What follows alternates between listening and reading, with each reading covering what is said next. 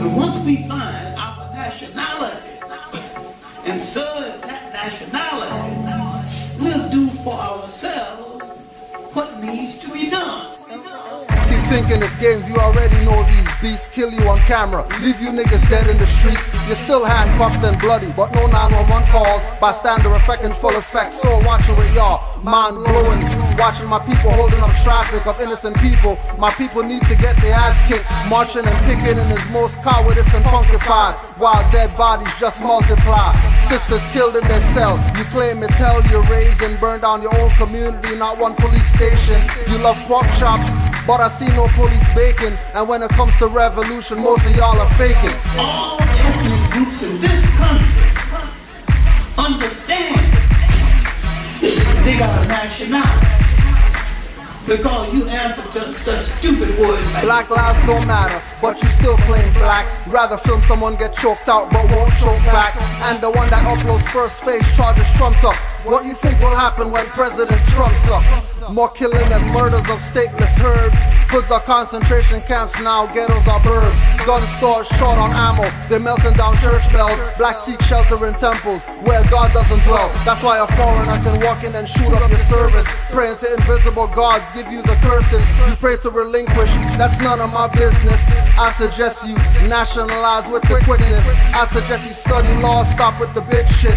In your face I see them spray the pepperish liquid, then pouring white milk on your face. I thought that milk was the devil. Some weapons drown the noise level. Poise you rebel. because you answer to such stupid words like Negro and color and black.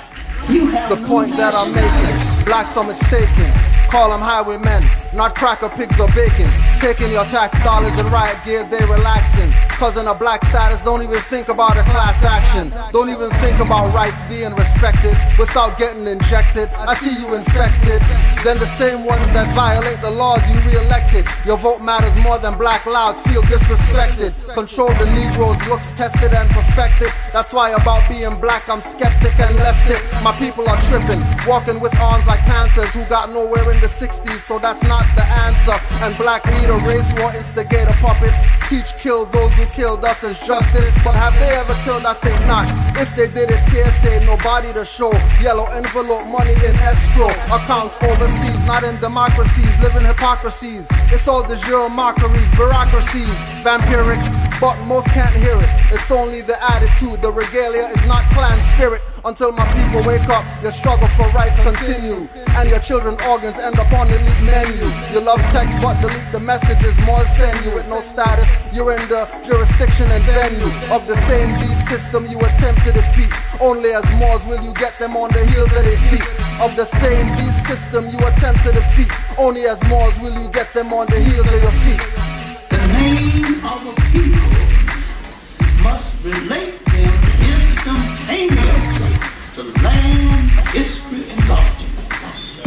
And anytime you call a people by their right name, anytime you call a people, name a people, and fail to relate them back to land, history, and culture, you have called them out of their name. There's no black land or black hole. There's nothing wrong with the word black. Nothing wrong with it at all. Only it doesn't relate to a country. The name of every people in the world relate to country. And once you think instantaneously of land, you think of nationality.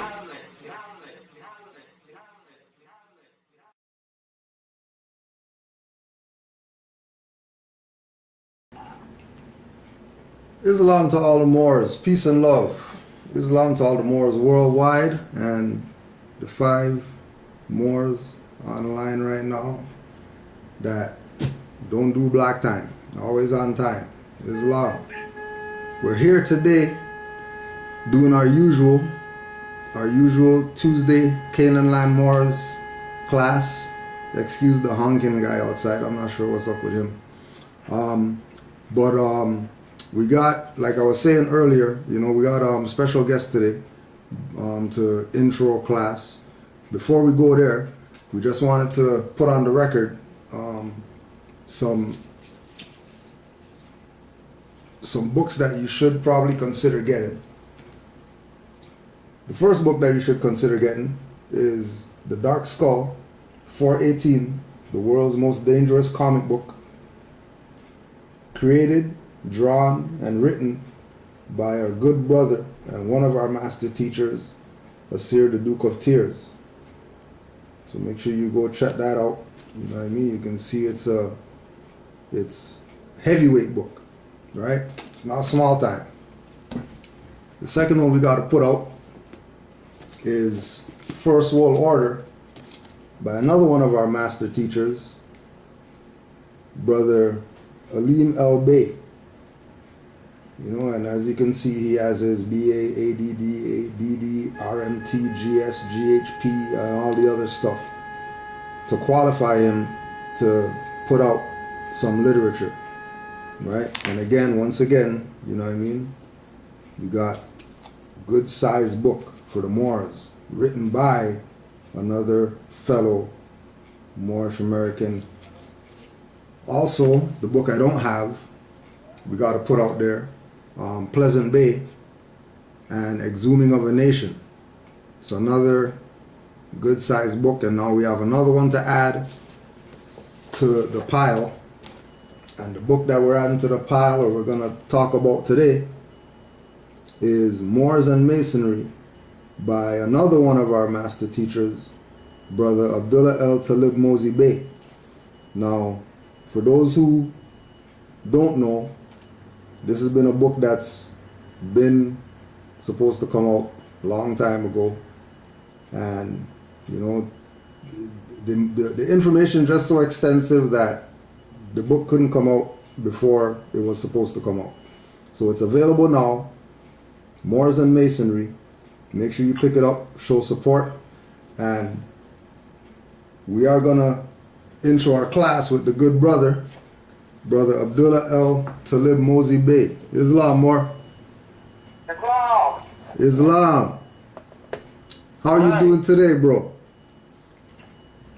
I'm doing well. That's good. Good to hear. Good to hear. Before we get into some questions and stuff like that, how about just let us know, you know, what to expect with the Moors and Masonry book that you just put out. What to expect is a lot of references. I missed over 100 books, references from the National Archives, State Record, England and France and the Netherlands. I have treaties, listing of treaties between Morocco and France, Morocco and the Netherlands, Morocco and England. I have actual whole treaties between Morocco and England. The treaties that I have between Morocco and France and Morocco and the Netherlands are, the treaties between Morocco and France are French. Treaties between Morocco and Netherlands are Dutch. So I couldn't find someone to translate them for me, so I didn't put those in the book. I do have about 5 or 6 treaties between Morocco and England, the whole treaty. I wanted this to be a very great resource book, loaded with references, quotes from many books.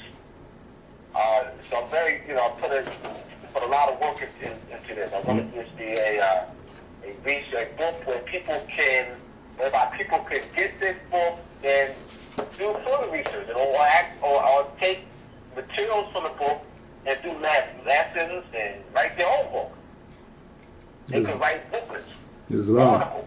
Right. So that's why I provided a lot of sources in here. They can go get these books. The books that I list, people can go purchase these books. Islam. Now, right. I think this is one of the, I haven't seen a book like this, and I'm not saying it because I wrote it, I'm saying it because I haven't seen it. I mean, I haven't seen a book like this as far as references. Right. A book with full of references and sources. And that's what I wanted to provide for our people. Well, that's one of the questions I was going to ask you with regard to the extensive bibliography of this book. I was going through the bibliography. You got 1, 2, 3, 4. You got about 6 pages. About 6 pages, 6-page bibliography. Where did you get the time to read all these? And is there anything in the bibliography that people should put focus on with regard to titles? What I did was I came across these books by surfing the internet by topic, and I would find some books, and then I would study the bibliography to other books. And what I did was I would peruse certain areas of various books and to find key points to pull out, to put in the book. I would read maybe 40 pages in one book, 100 pages in another book, 30 so pages in another book. I would skim. I learned how to peruse and skim and scan, and a lot of reading about it. With this extensive bibliography, it will allow other people to purchase these books and to assist me into further research. Right. I didn't want to go to my grave without having treated this. Most definite. Now, with regard to well, actually, before we do that, could you speak on the importance of studious Moors taking the example of Noble Drew Ali and producing literature? Like, what does it mean for the world for Moors to do, like, what yourself has done, myself, RV Bey Publications, Khalifa Media, Brother Aleem, Brother Asir, Hakeem Bey, the literature aspect of the Moorish movement? How important is that with regard to Moors themselves? It's very important. What literature does, it creates one thought, one focus, one aim. It leaves a legacy. It sets a tone, a focal point for if the book has to be marketed and distributed. We can't. There's no need. We write books, but we have to market and distribute it. The same amount of time and energy that I put in marketing to writing this book, I have to put in marketing and distributing the book as well. I got to get it out. I have to market it. Right. All right. So that's key. And this is where you and others come in. This is why I'm doing this show. Now, this book here, Moors and Masonry, because it has so many sources, it will allow others to. I think it's going to inspire others to write because of the amount of sources that I provide. The sources are organized so that people don't have to spend the time, the same amount of time that it took me to find it. They don't have to have it. They have it at their fingertips. Right. You got to keep in mind, I had to compile all this. You're talking about, years of material I would find and compile it to one book.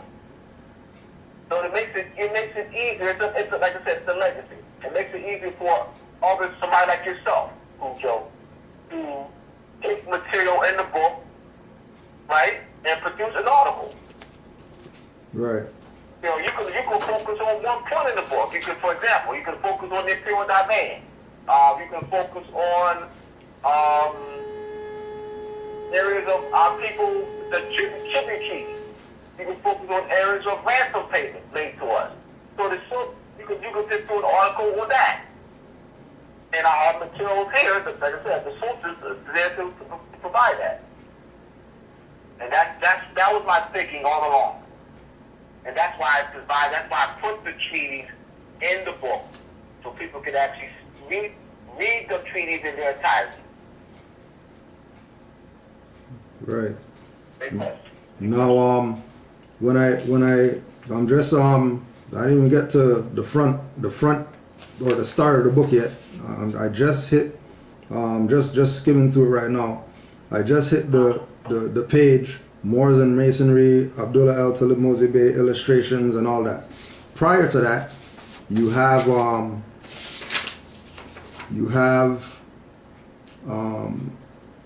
2 pages dedicated or livicated to the United States European occupational colonial power, misrepresenting as the imperial divan of the Moorish government. Could you speak on current President Trump taking the seat of what you call in the book the Moorish Palace, which people call the White House? Yes. All right. One of the questions that was posed to me back in I was on this radio show. The question that was posed to me was, I think it was in July or August. How does this election, at that time, I said August, at that time was the election, they were doing the primary. Right. How does this election, at that time, the primary had already ended. You only had the Republican and Democratic convention. How does this election relate to the Moors? And I said to them, my response, it has everything to do with the Moors. That either Hillary Clinton or Donald Trump, at that time we didn't know who would become president. Right. Either Hillary Clinton or Donald Trump will be elected to the office of the Moorish Grand Vizier. Now, we must be very clear when we say United States. We must provide clarity, because the problem is that when people hear United States, they're thinking the seats too. They're thinking the government. Right. They're thinking the seats, the office. They're calling the Oval Office the United States office. That's the Moorish office. It's not. Donald Trump was not elected to any United States office. He was not elected to the United States office. He was elected to the Moorish office.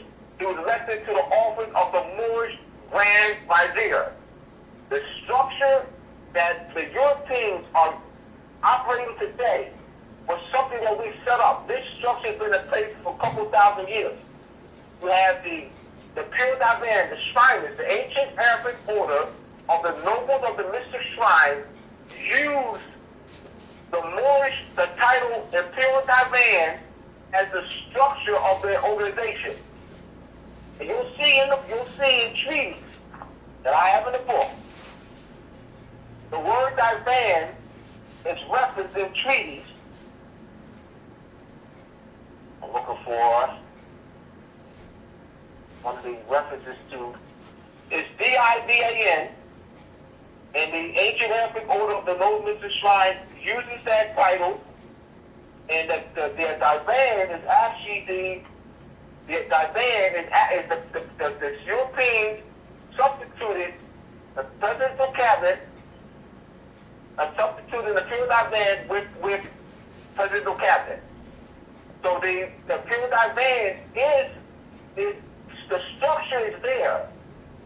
But the issue is an occupying power called the United States is functioning the Moorish government in a trusteeship capacity.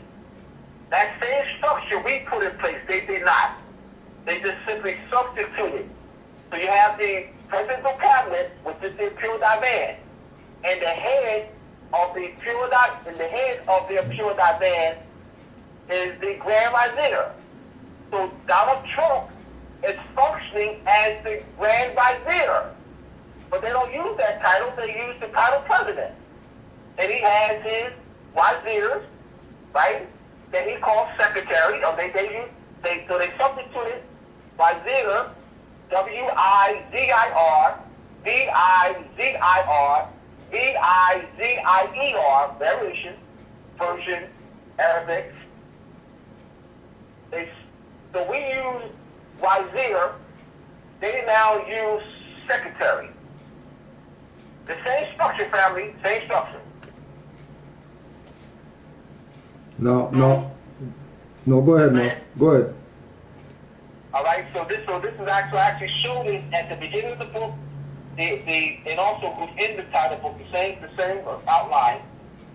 At the beginning, in the book, you'll see that I have what they call the presidential cabinet. I have here the Moorish Palace, White House, a pure band, and below that, the presidential cabinet. I have the Agriculture Department, Commerce Department, Defense Department, Energy Department, Education Department, Health and Human Services Department, Homeland Security Department, Housing and Urban Development Department, Interior Department, Justice Department, Labor Department, State Department, Transportation Department, Treasury Department, Veteran Affairs Department. So the structure was already in place. So they're functioning our government as trustees in a trusteeship capacity. So Donald Trump is sitting and functioning the office of the Moorish Grand Vizier. We constantly have to make this connection.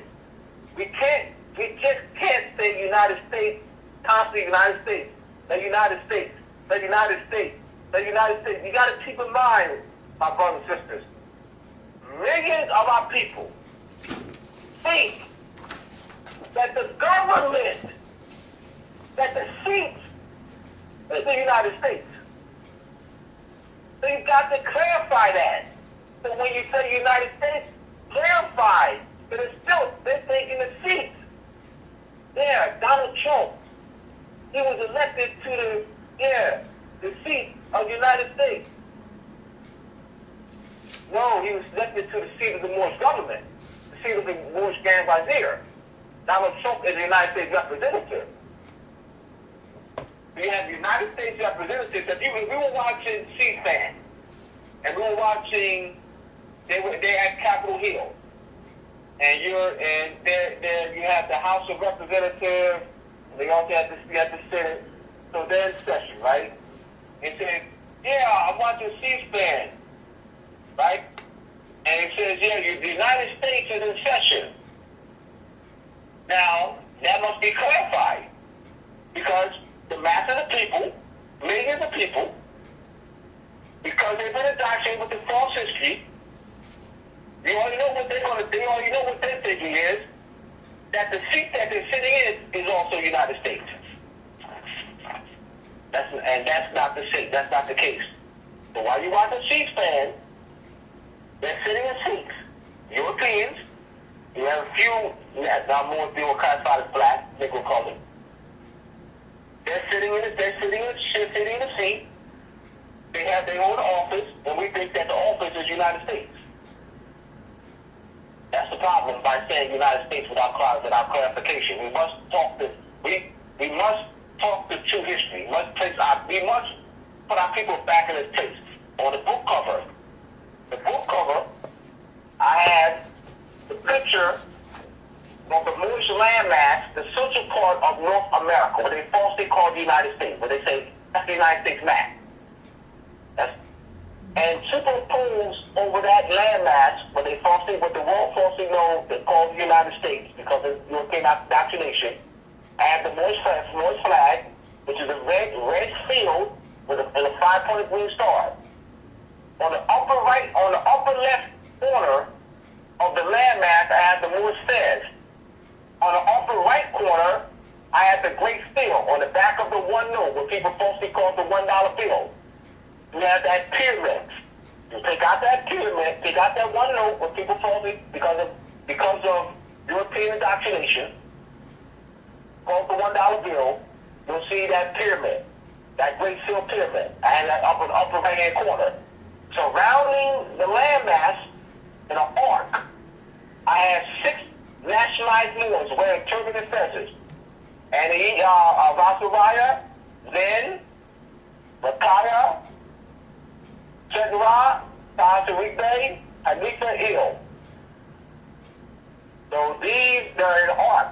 Below the below the landmass, I have, from left to right, the Supreme Court building, the Moorish Supreme Court building, the Moorish Capitol building, and the Moorish Palace where the Trumps currently live.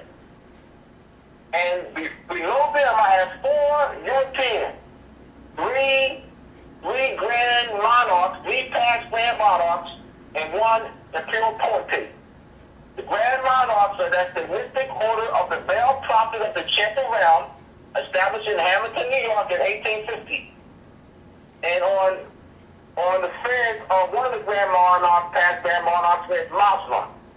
On another grand monarch is wearing a fez, Abdullah Bey. Another grand monarch is wearing a fez, Islam. The Shriner, the pure potentate, is wearing the fez, Morocco. And I have written above them who are these imposters.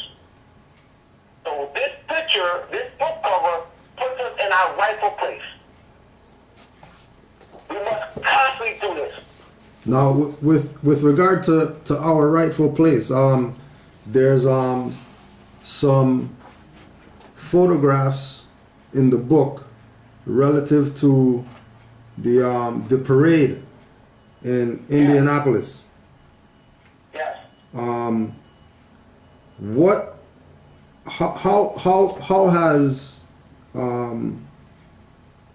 has the acceptance been with you and engaging European sons when you speak how you're talking to us?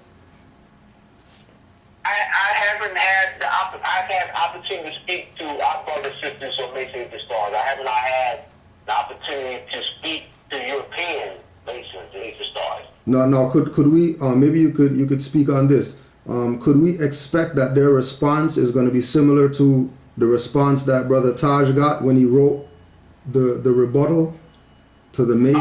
Yes. Yes.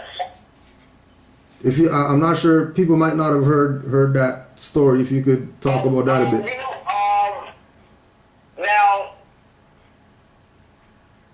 Now, because I have documentation in the book, and I don't know. Let me rethink that.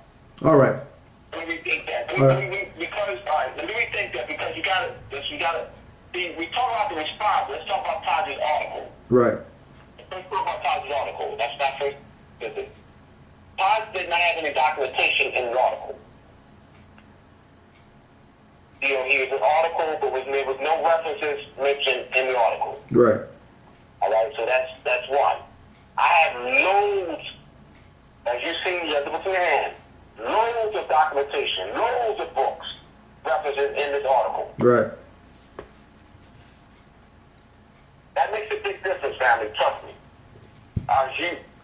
Trust me, family. I have shut European co-workers up. Yeah. I have shut European co-workers up. All right. Now with regard, so let's use them. Let me finish this conclusion. Go ahead. This audience needs to know how I'm able to shut European co-workers up.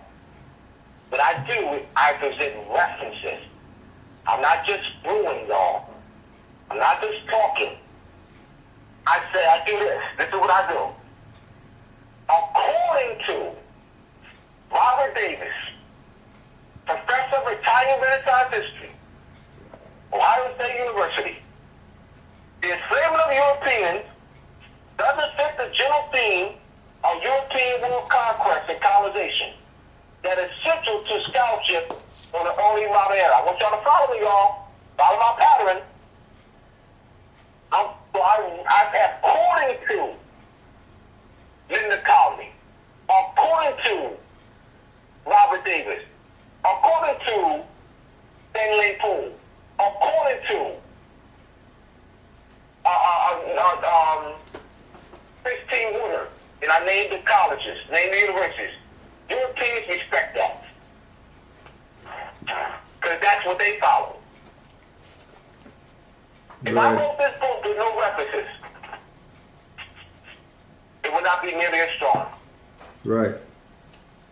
Trust me, it would not be nearly as strong. The reason I put on the back, I wrote the book, y'all, this makes a big difference. You gotta understand. Makes a big difference. So I'm rethinking that, Cujo, rethinking that. I don't think I would get the same response Todd got. Right, right. I'm telling you, and I'm saying why. Based on providing reference points that they are going to recognize. Thank you. Right. Thank you. Because if it without the references, it's just you know, somebody talking about something. But with the references, they really don't have a comeback. No, they don't have a comeback. They Right. don't say they don't. They don't have a comeback. They really they respect these references. Right. They respect these universities. These Linda Colley's been teaching since 1982. And she taught in Yale in the 80s. Now at Princeton University, she's recognized in her field. She's well acclaimed. Yeah. Robert Davis, James Broadman, these Europeans, Christine Woodard at Durham University in England. These scholars are well acclaimed in their field. So they're not gonna say, oh no, I don't know what I'm talking about. I'm using the scholars. It makes a big difference. I think, you know what, Cool to this to do. I think I have a copy of the article that Todd wrote. You need to see the article Todd wrote. Right. That's the key. First, see, you need to, this is what I'm going to do. I'm going to copy the response for you guys. I found the response. I'm going to copy the response and the article Todd wrote. Right. There's no references. Right. No. It's a good article, but you got to have references. Right. That's, got to have references. Now, just to let me retract then.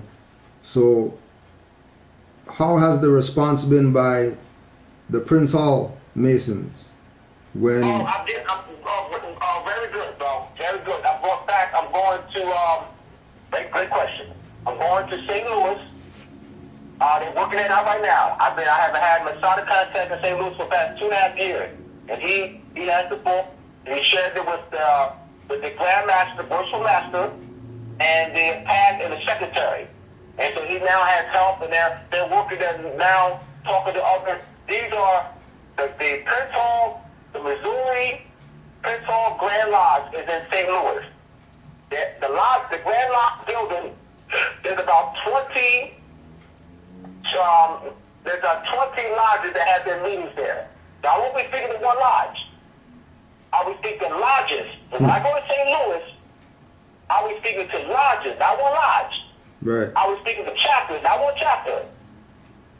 So that's the location it's right now. No. Right? Does they're slow walking, and the response is building up. Right. Now with you presenting this information to them, is that supposed to not only transform them mentally but also transform them in their position?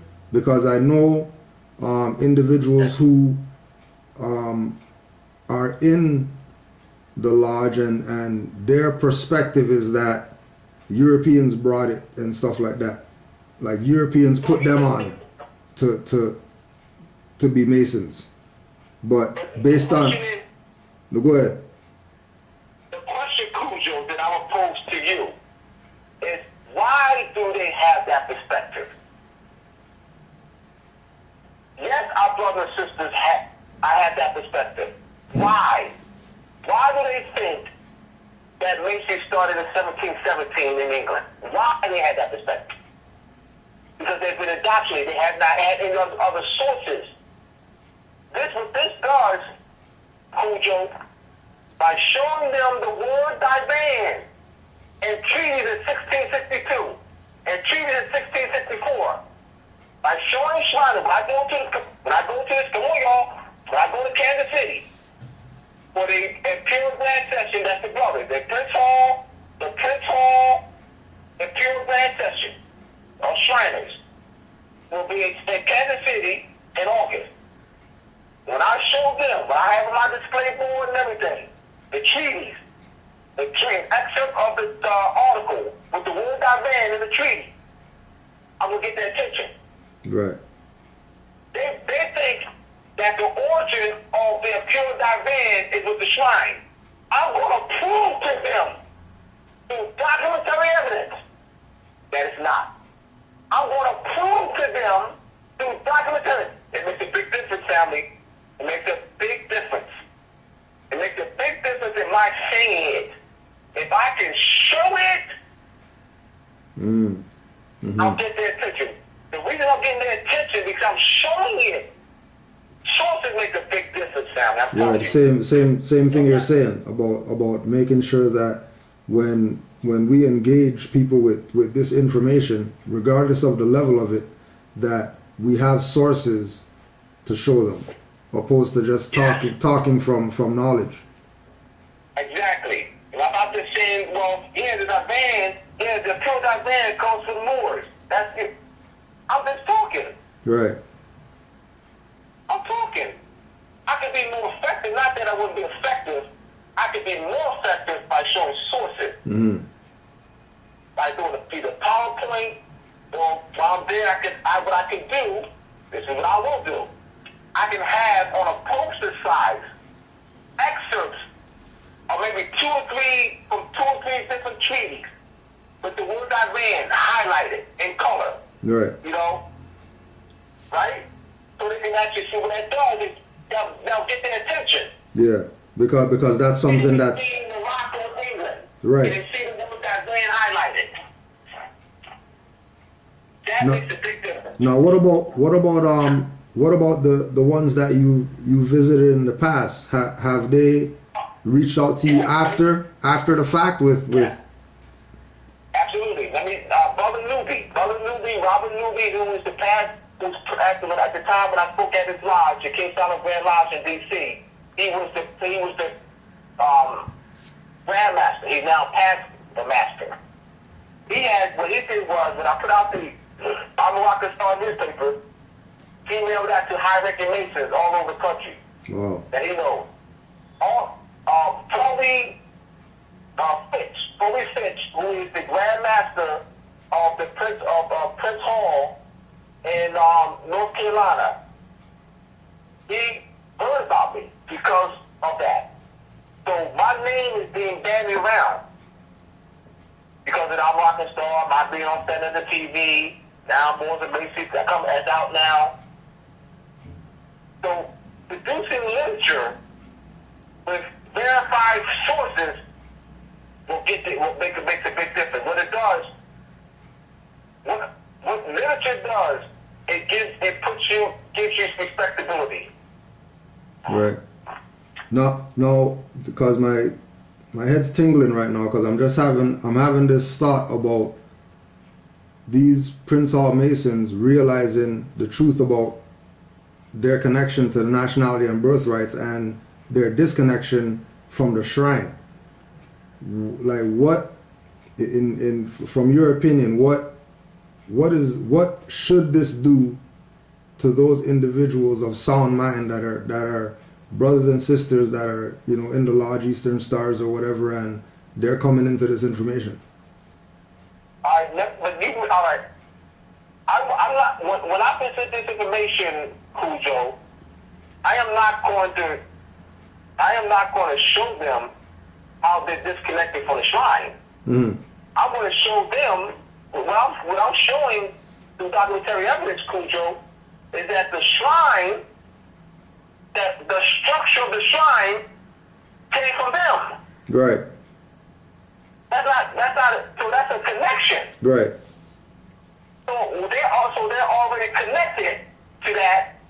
What they're thinking that it originated with the shrine. Mm-hmm. So I wouldn't tell them to leave. What I'm doing, I'm not advocating for them to leave anything. Right. It's more a reclamation. for them. Right. What I'm showing them is Moorish origin. Yes. They're already connected to it. Right. And I text Second Ra. I text Second Ra today. But I text Second Ra. I said that our brothers and sisters who are Masonry the Stars are already, that our brothers and sisters who are Masonry the Stars are already functioning Great Seal. Yes, they are. Yes, they are. Mm-hmm. They're already functioning Great Seal. Wow. I'm talking about the structure. Hear me out. Right. The structure that they're in right now is Great Seal. What they don't know is its Moorish origin. Right. All I have to do, family, is teach them this Moorish origin. They're already aligned structurally. Right. They think it belongs to the Europeans. That's all. If you show them the origin, that's what Northern Masonry does. They show them the Moorish origin of what they already have. Wow. I ain't advocating them to leave jack crap. Right. Very, very I'm interesting. teaching the origin of what they have, the Moorish origin of what they already have is functioning. They don't know the Moorish. They think it's the shrine. They think it belongs to the Europeans. You know, England. Yeah, England. They ain't saying Moorish. Once they start saying Moorish, it's gonna go for the Europeans. Right. Right. Now, Once they stop saying England, now and what? start saying Moorish, it's all for the Europeans. Now, what about this perspective as well? The concept that they got whatever they have from England, right? If Europeans who are in America actually disowned England, doesn't that mean that they don't really have that power here as far as being Masons is concerned? All right, let me do this Cujo for the audience. It's important that I do this Cujo. We're also connected to England too. Let me explain. Right. All right, I don't want to. It's important that the audience knows the Moorish connection to Europe. Very important. I don't. There's a book. There's a 3-volume book. Get this, y'all. The History of the Moorish Empire in Europe by S.P. Scott. The Constitution of all European governments. ALL. Once again, the Constitution of all European governments. The structure of all European government comes from where? The Moors. So that I want to show that connection. The kings, the dukes, the dames, the dukes, the duchesses, the counts, the barons are Moors. Jenny Rogers' book. It's another book they want to get. I want to get this provide sources. So I put We got the history of the Could you put the history of the Moorish Empire. Could you put the first book out again and then that second book? Yes, absolutely. The history of the Moorish Empire in Europe. Okay, by S.P. Scott. The history of the Moorish Empire in Europe by S.P. Scott. Volume 1, Volume 2, Volume 3.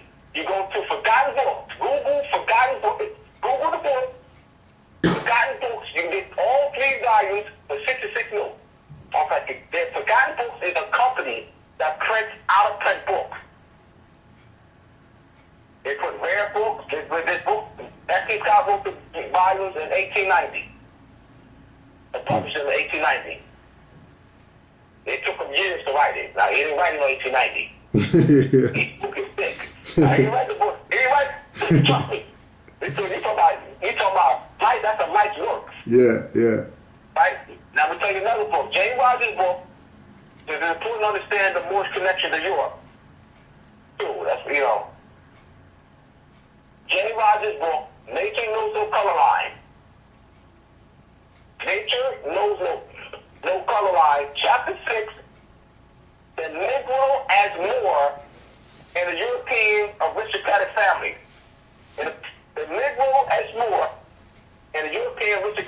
language. J. Rogers showed, explaining in chapter 6, about 50 or so coat of arms, crests, and coat of arms with dark olive Moors. He also has over 50 or so names that are derived from Moor: German, French, Italian form, Dutch form, Danish form, German form, French form. All right? Yeah, I'm just going through those images right now as you're talking. Now you have another book, David McRitchie, M-A-C-R-I-T-C-I-E,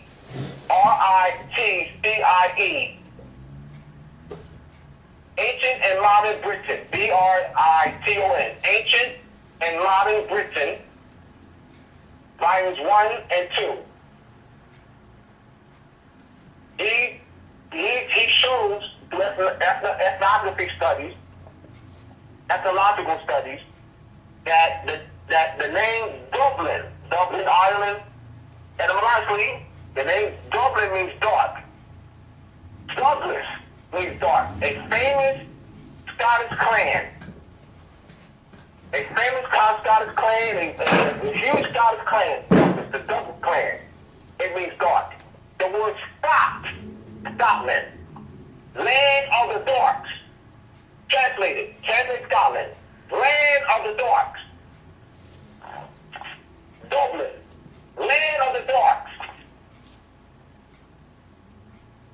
So we want Europe out of the Renaissance. We brought Europe out of the Dark Ages. The Moors controlled Al-Andalusia, not only Al-Andalusia, other parts, southern France, Greece, Italy, Milan, Cordova, Castile, Toledo. So we had a library, 17 libraries in Cordova. Cordova is what's called modern day Spain, a huge city of modern day Spain. We had a library that housed 600,000 books. They built irrigation, bathhouses, street lights, paved street, agriculture, horticulture, philosophy, surgery. We wrote surgery pieces. We translated a lot of material from Egyptian or Metaneter to Arabic, Chinese to Arabic, from Greek to Arabic. And what our claim to fame is, Cujo, is that where in the pyramids you have hieroglyphs, and you can't take that to the world. You can't take what's on a hieroglyph, right, to the world, because it's all stolen. But what you can take to the world are books. You can take books. You can spread books to the world. So our claim to fame is that we produce books in large volumes. We built 3 paper mills. We're talking about Europe now. We're talking about the Moorish connection to Europe. All right, I said before, all European, what they call European Constitution, comes from Moorish law.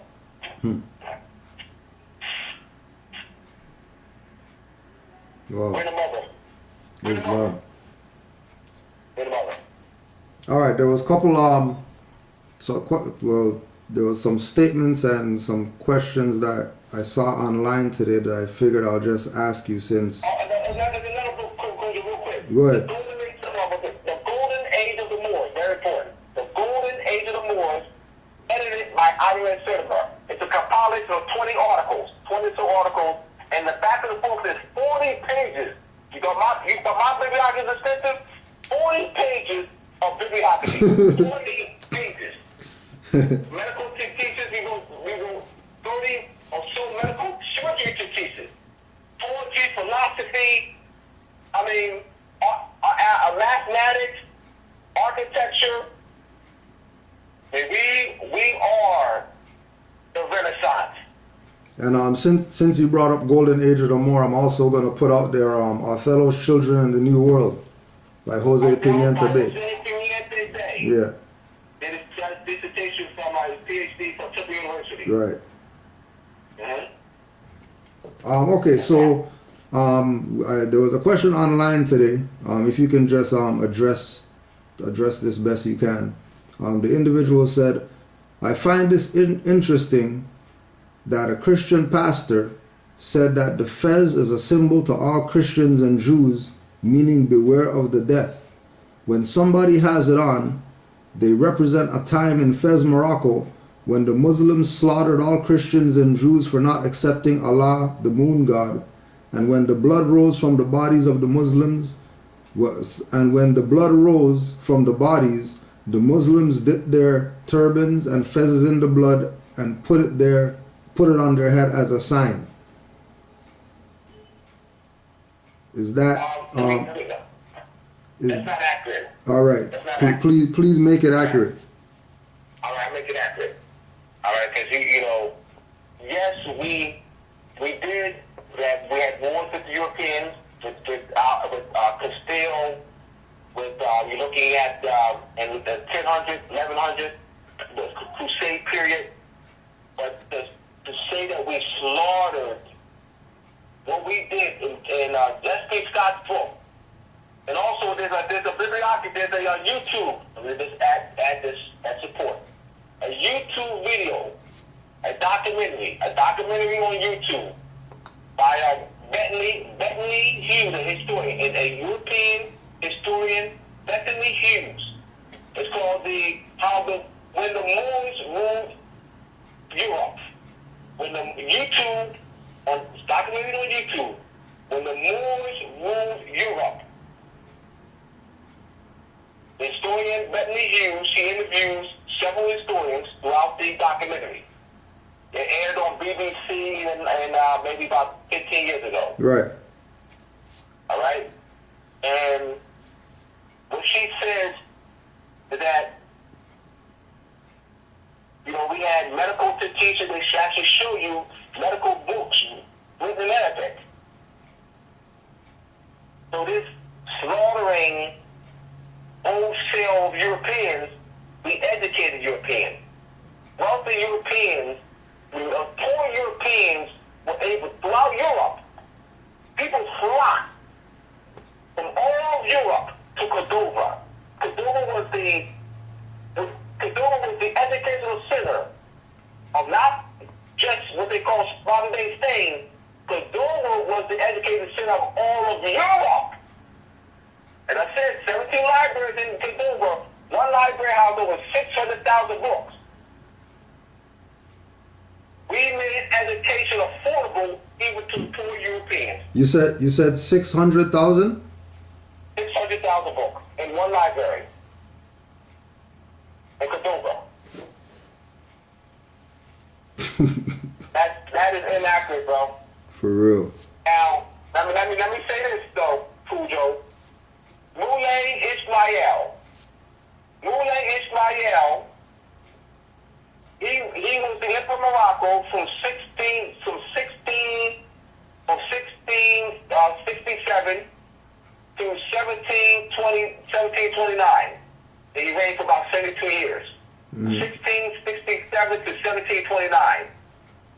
Now, Moulay Ismail, I'm not going to say that we didn't kill no Europeans, but to say that that's all we did, to say that that's our claim, that that's our legacy, is a misrepresentation. Right. All right, so let me bring some balance to this. All right? Moulay Ismail, who reigned for 72 years as Emperor of Morocco, he was called bloodthirsty. Now, he was ruthless. Now, all the caliphs and emperors were not ruthless like that.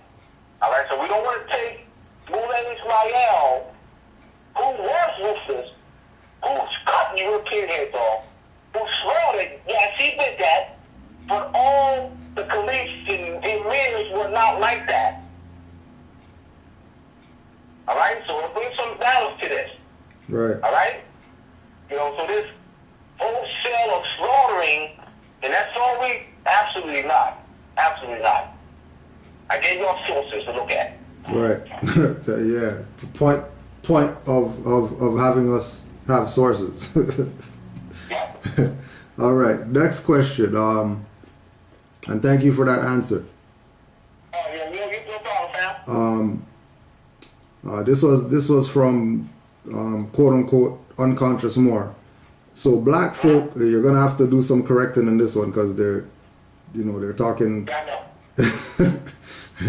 So black folk who claim to be Moorish Americans, if America will do this to Native Americans, what makes you believe that your fez, fake paperwork, and El Bey will create some leverage for you? Alright, can I get 10 minutes, brother, to answer that? Yeah, oh yeah, you got time. We got till 9, bro. We got till 9. Because I can't answer it. Yeah, because I know the question's colored. It's colored, so I can't, because you got those who are, people unconscious are listening, so I got to, Right. I have to break down every word. No doubt. You need me to repeat it again? You need me to repeat it again, or you're clear? Yeah, for the audience, please, for the audience. Yes. All right. So black folk who claim to be Moorish Americans, if America will do this to Native Americans, and do this meaning whatever they did, right? The negative stuff.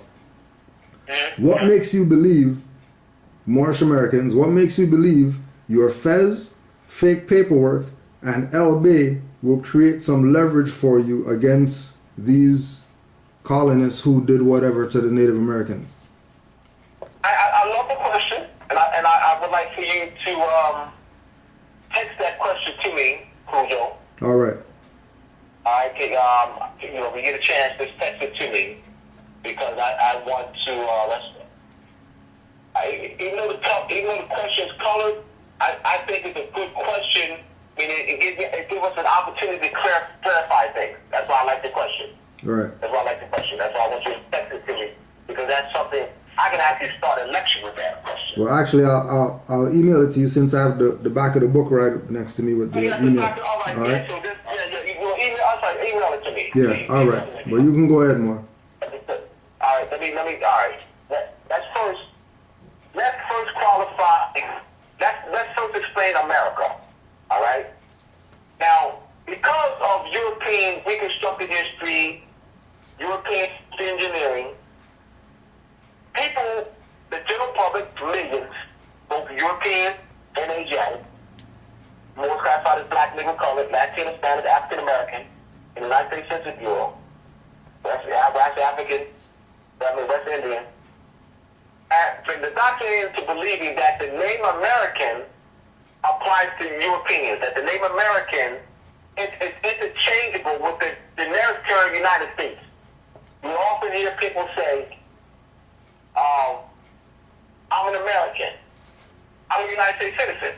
No, they're not interchangeable. All right, so an American is an original, a copper-colored native. All right, so an American is Aboriginal, Native, and indigenous to the land. Not a United States citizen. The name American has nothing to do with the term United States citizen. Now, the one who wrote the question thinks that. All right? Thinks that. They think it's interchangeable. America, United States. America, United States. Let me finish. Let me provide some more support, y'all. Now, if you were to go Google, I want y'all to Google, y'all, the listeners. I want you to Google any seal, any United States seal, what they call United States seal, United States Navy, the seal of United States Navy, seal of United States Marine Corps, seal of the United States Senate, seal of the United States House of Representatives, any seal, all right, seal with the United States Consulate, which you will not see that surrounding the seal, you will not see American Senate. You will see United States Senate. You will not see American Navy. You will see United States Navy. You will not see American Marine Corps. You'll see United States Marine Corps. You will not see United States. And if you want to Google, if you want to see any, now Google to verify this, there is a United States consulate in Canada. Right. There is a United States embassy in Canada. Google, tell the audience, the sign that's on the outside of the embassy and consulate, the sign, and the sign that they either the sign or written on the building, What is written on the building? What is written on the building? United States Embassy. You sure it doesn't say? You sure it doesn't read American Embassy? Yeah, I'm pretty sure. All right.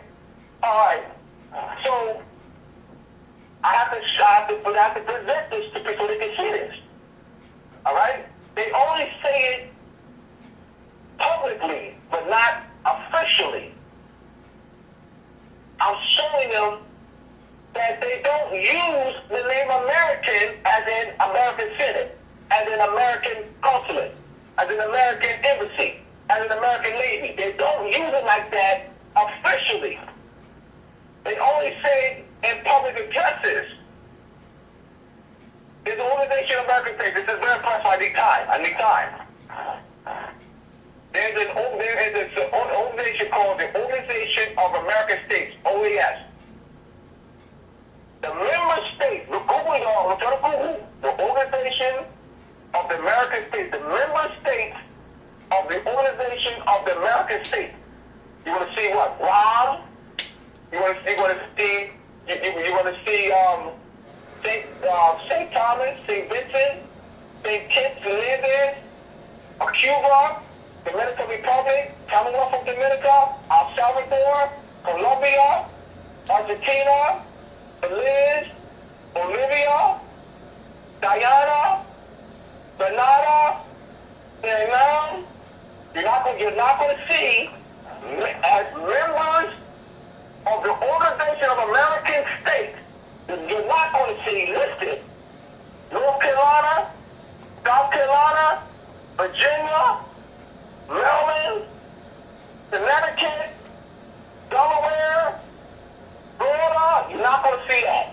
I'm giving a record. I'm giving solid references. This is why I beat Europeans over the head. Solid references. All right? So the name American does not mean United States. Not interchangeable. I'm showing you, y'all, what y'all see every day. Plain sight. They don't use it officially. All right? Now, let's look at the term Native American. The term Native American is deceptive. It is fraudulent. Why? Because an American is native. What the European occupiers of Moorish land have done was creating the term Native American as an attempt to make a counter distinction with the name American. It's designed to steal our birthright. There's no need for the term Native American. In 1974, the United States occupying power enacted the Native American Act in 1974, thereby through legislation creating the term Native American through fraudulent legislation. That term Native American is designed to steal the birthright of the Moors. So our people thinking that brother or sister who wrote the question, all right, has fallen for a legal, quite logically speaking, right. He has, because through social engineering, thinking that those on reservations are Native Americans and Donald Trump, Hillary Clinton, George Bush Sr., George Bush Jr., Bill Clinton, Ronald Reagan, George Washington, Alexander Hamilton, Don Jay, and, Al Gore,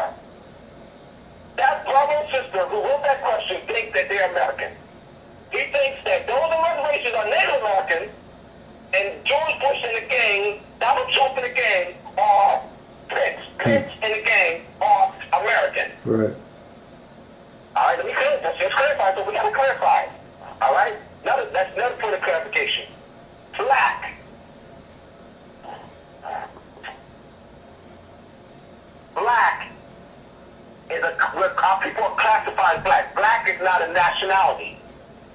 Farrakhan, Louis Farrakhan, in 1996, in July of 1996, in Columbus, Ohio, Farrakhan gave a speech to over 10,000 people.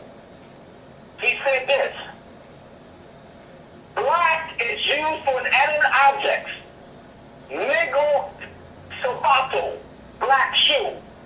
But when you speak about human beings, you're using another name, morenos. So in Spanish, negro is not used to identify people. Negro is used to describe an inanimate object.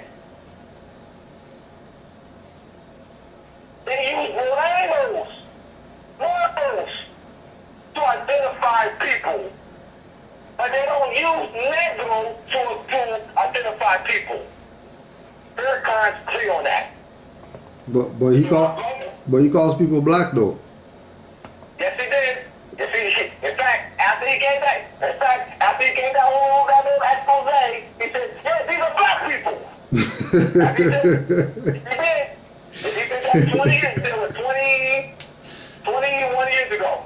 20 and a half years ago. Yes, he did. All right? So, now let's go to the question. All right?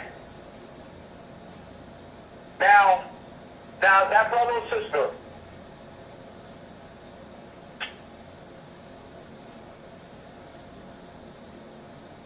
our brother and sister who wrote the question, and I think it's a good question because it gives opportunity to clarify a point. Right. Let me say this. He or she are looking at the because our land is currently under European occupation, and millions, keep in mind, millions of our people are unconscious.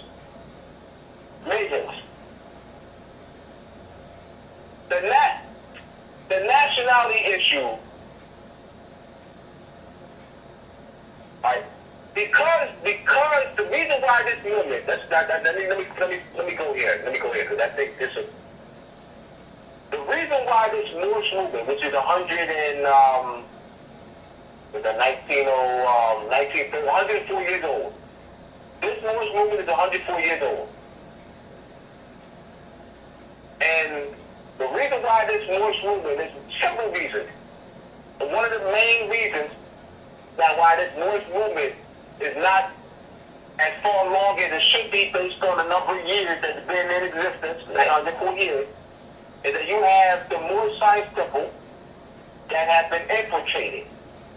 The Moorish Science Temple is under control by outside forces. All right? The European occupiers control the Moorish Science Temple of America. So the Moorish Science Temple of America are not functioning the way Jawali set it up. The Moorish Science Temple of America, the grand body, has not been active on a government level, all right, with civics functioning from an issue of government. Now, could you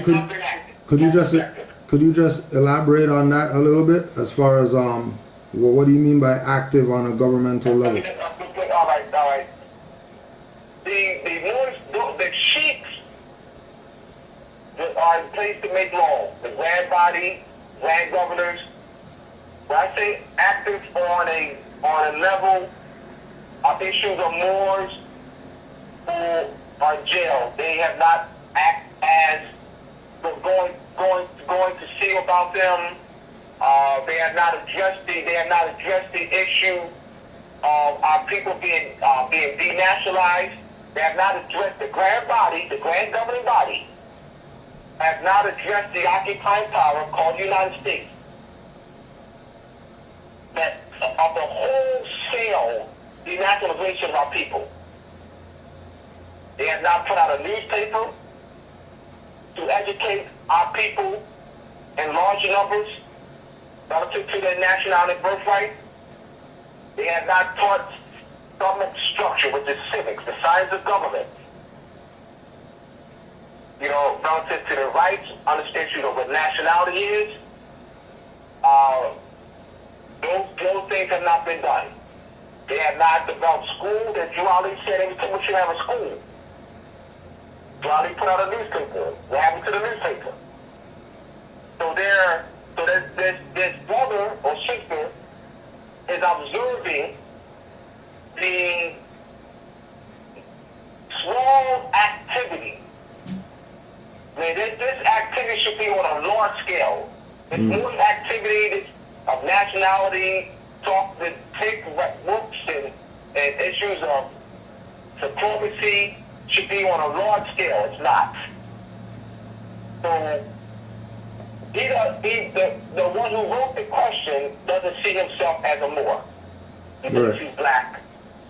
All right. In 1790, let me give some point of record. In 1790, 8 Moors, after purchasing their freedom, petitioned the South Carolina House of Representatives for a clarification of their legal status. They wanted to be assured that they were accused of a crime. The one who wrote the question, I want them to listen. They wanted to be assured that they were accused of a crime, that they would be charged under constitutional law as opposed to the Negro Act. That being the Constitution of South Carolina, which was both put into evidence. The Negro Act was read and seen. The Court of General Session of South Carolina ruled that these former slaves were indeed Moors and would not be subject to the Negro Act. That's a case now. It's 1990. It's called the Sunday Free Moors. Sunday means various. So the issue of mortgages, let's get more specific here, where the grand governing body of the Moorish Science Temple, mortgages being fraud, they have not addressed that. The issues of our people being taxed, they have not addressed that issue. In fact, the Moors, I had heard some of the officers of Moorish Science Temple, my own ears, say that Moors should have driver license. Now, we have occupying power now.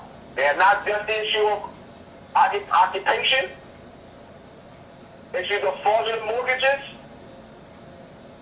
issues of taxation without representation, the issues of Moors, our people's labor being taxed. Mm-hmm.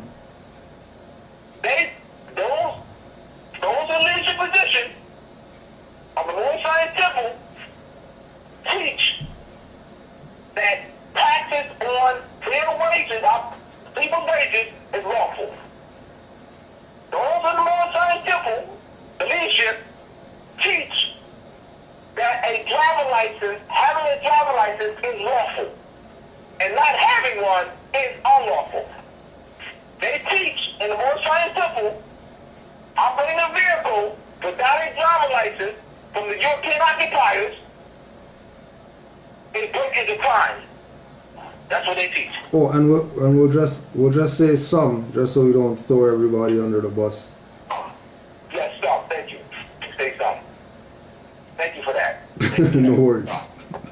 Well, some will be accurate. Some is accurate. That's all. Right. I'll leave it some, and I ain't got it. Some is accurate. Right. This is from my ears. This is what I've heard. Yeah. This ain't conjecture. It's not conjecture. This is what I've heard. Some. I'll say some. Yes. Thank you for that clarification. For that. So so nobody can come at me and say what I'm saying. No, some have said that. I'm talking about what I've heard. Right. Some have some. They teach that. Some teach that. Yes. Now let me throw this in there too, because you since we're talking about this, because some have said that there's a difference between a Moor and a Moorish American, because I've heard Grand Sheikhs, Grand Governors, Supreme Grand Sheikhs, etc., saying that when you join the temple, you become Moorish American, but you're not a Moor, because there's a difference between a Moor and a Moorish American. All right. Now let me answer that. Let's go back to the brother. Let's go back to the question. Right. Because of indoctrination, European social engineering, you have some leadership in the Moor Science Temple are still under the thought, they have the false thought that American means United States citizen. So this is what they are conveying, the false idea that when you become a member of the Moorish Science Temple, right, you now become a United States citizen. You are a Moorish American, a Moor who's United. I'm not saying it's what it means. I'm saying what I think they're projecting, that because of this United States in America, people think America means United States citizen. That's a fact. That's a fact. I'm talking about what people think, because of social engineering, that they've been indoctrinated to believe that the name American and the term United States citizen are interchangeable. One the same, has the same origin, same jurisdiction, same meaning. That's so false. So I'm taking that and saying that those and some of the leadership in the Moorish Science Temple are under that false concept that an American is a United States citizen. So if you become a member of the Moorish Science Temple, you are now nationalized as a Moor, and you're also a United States citizen. That's because they think that American means United States citizen. So they're saying that a Moor and a Moorish American are not the same. No. An American, the name American, is derived from the name Moroccan. It's actually being redundant by saying Moorish American. The name American, linguistically speaking, is derived from the name Moroccan. Barry Fell, professor emeritus. The references again. I go again, give references. Barry Fell, professor of emeritus at Harvard University, states that the name American, it has a more ancient origin than the name American is not derived from the name America Vespucci. It has a more ancient origin. Meru, land across the M-E-R-I, land across the sea. In the Berber languages, the name Moor refers to land, not complexion. So by saying Moorish American is actually being redundant. Now, when we say when we speak about the redundancy, Noble Drew Ali made reference in the 101 questionnaire that we're Moorish American because we're descendants of Moroccans born in America. So he also said we need to study. Right. All right, so you have those people like myself, those people like you. That's a point to study. Right. A reference point. When you study, you learn that the name American is derived from the name Moroccan. Right. All right? But some of those in the temple are not aware of that. Some of those in the temple, Moorish Science Temple of America, some of the leadership in the Moorish Science Temple, once again, are not aware of that point. They think that American is United States citizen. In fact, what I've heard, thank you for this, some of those in the Moorish Science Temple, where you have the Moorish flag, which is a red field with a 5-pointed green star in the center, and he has the Star Spangled Banner. They both have it hanging off. What they'll do, they'll point to the Moorish flag, right? With the red field with the 5-pointed green star. Yeah, Moorish. They'll point to the Star Spangled Banner, American. Yeah. Right. Moorish flag, 500 green star, Moorish. Star Spangled Banner, American. So the actual factual is all you need to do is have the red flag with the green star there. No. Remember, let's go back to the Treaty of Peace of Friendship. Right. You would have both there. You would have both there. But it's not. It's, yeah. For those who are not aware. Right. The Treaty of Friendship became the Imperial Majesty, Emperor Morocco, and the United States, signed by our Emperor Muhammad ibn Abdullah in June of 1786. Put into effect, ratified in January 1787. That is the longest standing and unbroken treaty in the world. All right? So you want to have both there. But the false concept is that we're thinking that they think, because of social engineering, that the Star Spangled Banner is the American flag. Right. But when it's clearly the banner, so it can't be American flag. It can't be a flag, one, and it can't be American. You're absolutely right. Absolutely. Right. And then also too, some of those in the Moorish Science Temple leadership will refer to Donald Trump as the American president. Now, I'm going to show y'all that once again, the Organization of American States, member states of the Organization of American States, all right, American president, the office does not exist. I want to show y'all, all right, let's walk with me down to y'all. The office does not exist. Why? There's no office. All right, there's no natural person who is president of El Salvador. At the same time, El Salvador, there's no one natural person who's president of El Salvador, Costa Rica, Cuba, Colombia, Argentina, Jamaica, Haiti, Trinidad and Tobago. That office doesn't exist. Each one of them has presidents. Each American state has her own president.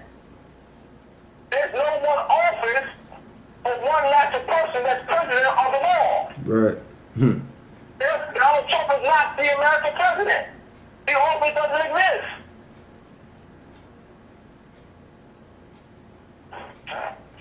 How'd I do? Well, you did very good. And I couldn't find that question. Now, that one question led to all this. Right. Because it's tolerant. Well, that was the point. Right, that's why I said it's good because it gives us opportunity to clarify things. Right. It's tolerant. Right. You can't answer it like the way he wrote it. Oh, no.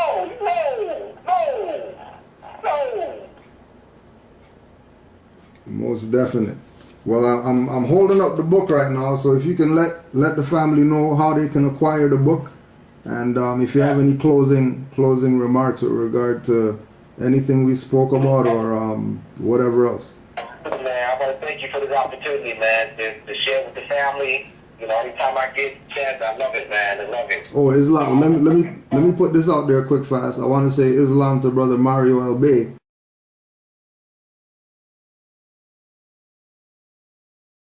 Because he's the one that actually inspired me to make sure we do this, to make sure we plug this book, get the word out.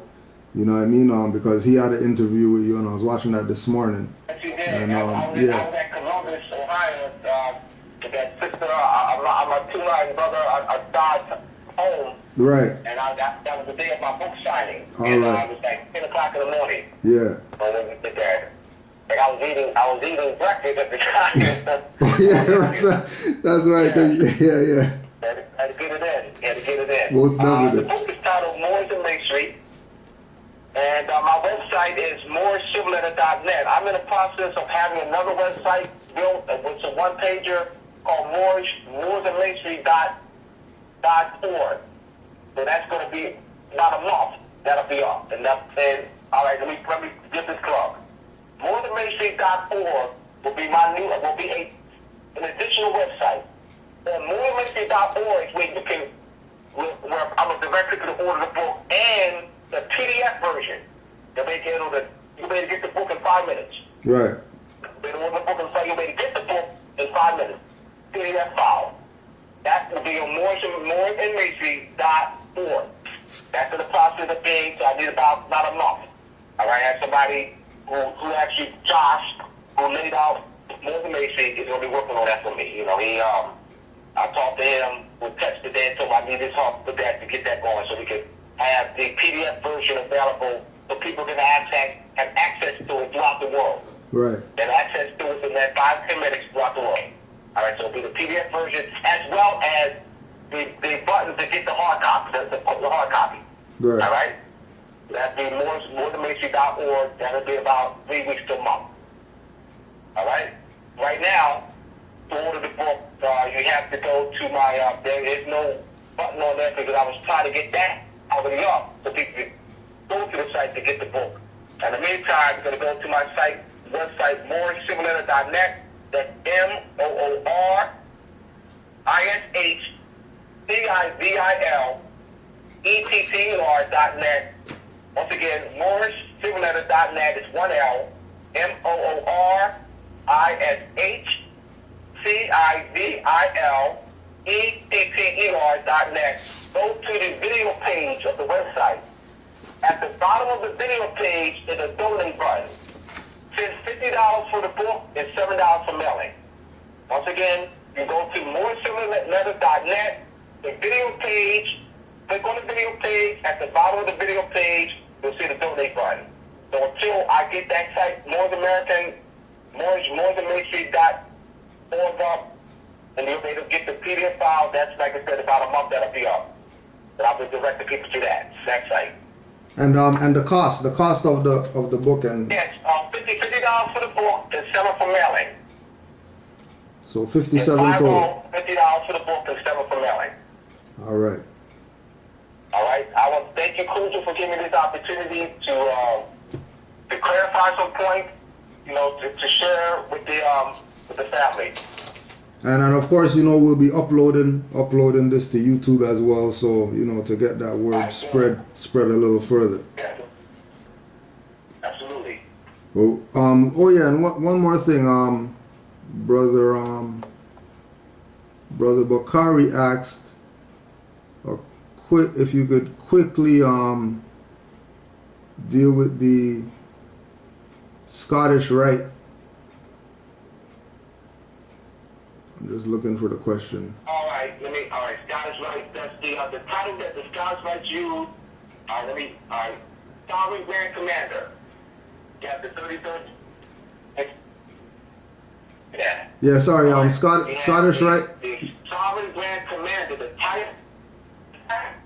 Yeah, sorry, let me come again. If you could touch briefly on Scottish. Oh, they're definitely trying. We'll get him back on the line, unless his phone died.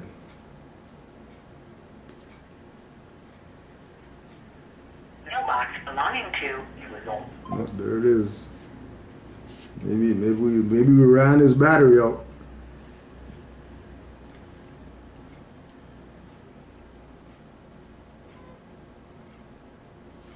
Well, once again, moorishcivilletter.net. The book is 50 notes, $7 shipping. Yeah, more. It's all good. They're trying to stop the flow. Yeah, so just to touch quickly on Scottish and York rites of Masonry, some points that people should consider with regard to researching that. All right.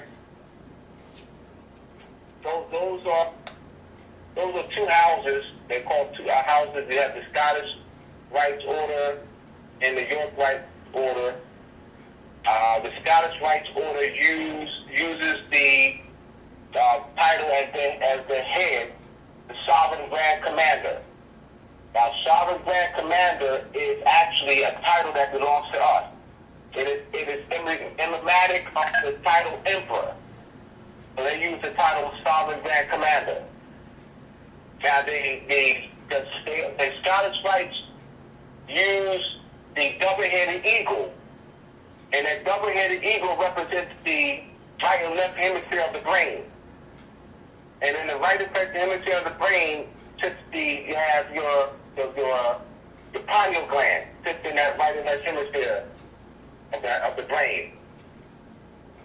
So that's in references to the science. Now the number 33, the 33 have what's called the 33 degree. Now 33 degree deals with the Schumann resonance. The Schumann resonance, if you look at that sound, you have the science of sound and pineal gland resonance tied to the degree 33. And those who are in the orders, yes, some of those who are in the order are not aware of the number 33 connected to sound and the Schumann resonance. The Schumann resonance is the vibration of the frequency of the earth, which is at 7.83 frequency. So that's what the number 33 relates to. Now the York Rite, you have here the Scottish Rite, the York Rite. Now these orders are derived from Moorish law and Moorish history and culture. So our brothers and sisters who belong to some who are Scottish Rites and some are York Rite, they are under, because of social engineering, thinking that it originated with Scotland and England. And so this is where I'm saying that once our brothers and sisters in large numbers are aware of the Moorish origin of it, it'll give them a whole different perspective. It will actually empower them. Right. Because you talk about sovereignty. We talk about true power, not feeling, emotional power. Actually, true political power. Mm-hmm. Islam. Well, thank you again. Oh, and You're welcome. also with regard to the your site, is there any particular pages on your site that people should frequent with regard to, you know? Yes, I have. Thank you. I have an etymology vocabulary page. I have etymology lessons on there for prefix rules, suffix rules, how to build the word. All right. And the movie Killing the Bee, Dr. Laramie asked Tequila where the big words come from. She said, with people with big brains. Well, big words come from little words. So I actually show that concept of using the number line. I show how one can build the word. All right? Construct, from construct to construction to reconstruction by adding the prefix re to construct to construction to constructionalism. All right. So those are ways in which you can build the word using the concept of the number line. The word can have as many as 2 prefixes and as many as 3 suffixes. That's in the etymology vocabulary page. I have an etymology semantics page. I have a astronomy page. I have a photo gallery. I have in the photo gallery, I have pictures from the George Washington National Memorial Museum, pictures of the parade in the museum, pictures of Moorish feathers in glass cases. I also have the photo gallery has all the pictures that are unexpected faces of ancient America by Alexander von Rudolph, and then he has pictures of statuettes, stoneheads, figurines, masks, and with broad noses and thick lips, found in North America, Central America, and South America. We are the American. We are the American. An American, once again, is native and aboriginal to land. So therefore, there's no need for the term Native American. It is deceptive. It is deceptive. Those on the reservation are not Native Americans. You don't need to say the word Native American. That's deceptive. That's a deceptive, birthright stealing term. Why? Because an American is Since we're here, Once again, American doesn't mean United States citizen. I just want to reiterate that, which we have to constantly have to do. right? Since we're here, also, what about relative to Moors? Not saying Moors, but or Moors saying that they're Moors, but also trying to tie to tribes. I'm not understanding. Say it again, Cujo. Moorish Americans that take the position of they're Moors, and then they try to tie themselves to native tribes or Indian tribes or whatever. Like should Moors be tying themselves to the tribes that are said to be quote unquote native? All right. What Moors should be doing is declaring their Moorish nationality and putting that on the record. If that's done, that's fine. And everything. What they're tying themselves to a tribe is really a minor point. The major point is that they put on the record their Moorish nationality as they are classified, as our people are classified by the millions as black, Negro colored, African American, and United States Census Bureau, which is a violation of the rights of the indigenous people, violation of the American Declaration of rights of indigenous people that was adopted by the Organization of American States in June of 2016, violation of the rights of the indigenous people, non-nation rights of the indigenous people, violation of the rights of the United Nations rights of the child. The United Nations Declaration of Rights of the Child reads, Principle 3, that every child at birth shall have right to a name and nationality. Black is not a nationality. So what is the primary issue is that they have on record, public record, their Moorish nationality. Islam. That's the key, brother. They can say they Cujo. They can say out their mouth, they can go and try this, try that. As long as they have on public record their Moorish nationality, that's free. And what would public record entail? All right. And that's a great question. Great question. Love you, brother. When I was at Columbus, Ohio, what I said to Sister Amatala is that we have to get our people pushing towards her. She has children who are in school. The records, her children's records, school records, have the documents from the Office of Management and Budget, which is the Race and Ethnic Standards of Federal System, which is a federal statute, an unconstitutional federal statute called the Race and Ethnic Standards of Federal Statistics and Administrative Reporting, adopted by the Office of Management and Budget in 1977.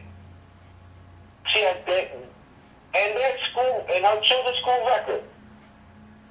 They have a document where they check black off.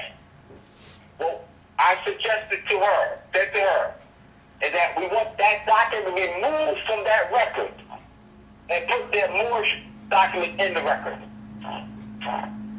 Right. Under the rights of indigenous people, under the United Nations, on the rights of the United Nations rights of indigenous people, the American Declaration of the Rights of Indigenous People, 1979, the International Year of the Child, 1979, United Nations Declaration of the Rights of Indigenous People, 1948, United Nations Human Rights Proclamation. All right? Remove that document and put that. Remove that document from the hospital and put your most paperwork. Remove that document from your job, personnel file, and put the most nationality. Paperwork. That's what I mean. And then all. Because what they have, Cujo, at hospitals, schools, jobs, at schools, at colleges, whatever school we go to, all right, recreational centers, what they have us listed with those forms as just blacks, Negro, colored, African American. Right. And those forms they're using because they get financed They get about $25,000 for each child. They get financed. We have to become more active, Cujo. Right. We have to become more active. You're doing a great job, so I'm not directing this to you. So I'm not directing this to you at all. We, in larger numbers, have to become more active. This is why I'm reaching out, my brother, to Masonry stars. They're already organized. And I get Seven Ra today, and I text Seven Ra. Yeah. I said this that I wrote Seven Ra. They are already organized in great social structure. They're already organized in great social structure. They don't know their history. They don't know the Moorish connection. Once we teach them the Moorish connection, the great social structure is already there. Right. Show them what they already have. Don't say, stop doing that. No.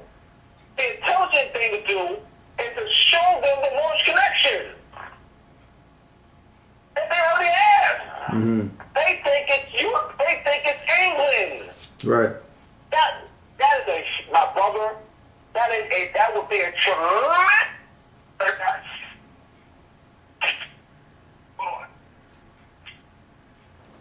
Right. It'd be a tremendous paradigm shift. Tremendous, earth-shattering paradigm shift. And just to touch one more thing for people who people who are new to this information, we know that activity is in degrees based on the knowledge that you have. What would qualify activity to new or newly awakened Moors? If we and you're right with that, Cujo, but my thing is this, Cujo.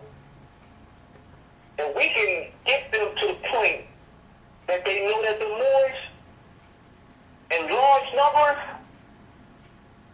then what that would do, Cujo, is change the way how they support the institution. They would bring their support to us. Right.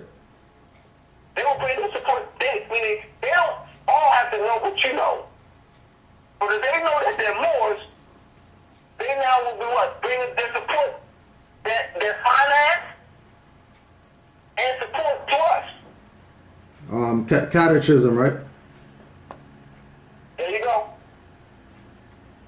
Islam. There you go. Once again, we appreciate you for all you do. That's coming from everybody that's online, that's seeing this, as well from the Moors out here. Just like the rest that we uphold, you're one of the ones that, we're always going to be supporting. So again, thank you for this masterful piece that I didn't even finish reading yet. And, we'll definitely try to set this up again. Maybe for Moors and Masonry Part 2.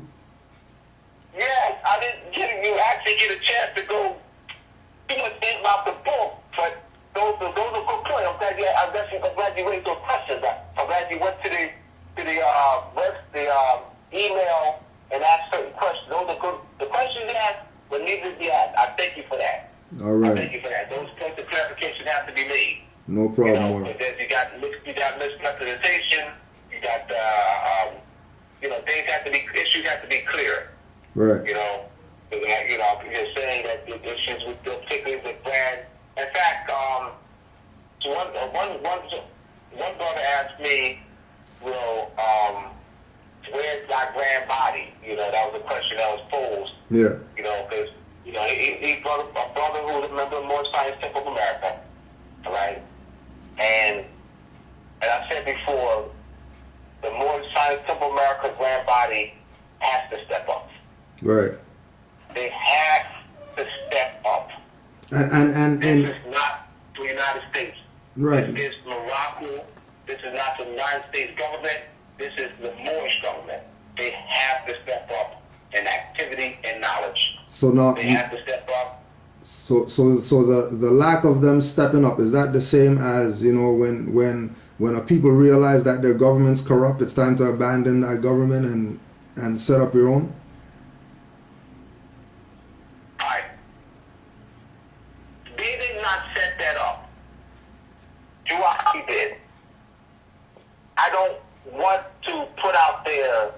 that we should abandon the Moorish Science Temple. Right. Let me explain why. Please do. In my letter, let me say this first, Joe, then I'll explain why. Yeah. In my letter to the organization, for those who didn't know, I wrote a letter. I haven't sent it yet. But then I have an upcoming book called American ? Or United States Citizen ? The book is done. It hasn't been laid out yet. I have to send it to Shadaya with my layout design. She laid out the Illuminati book for me. I'm done on my part. I have to send it to her. The letter's done. The letter's going to be in the book. I'm also going to get copies. I'm going to get booklets.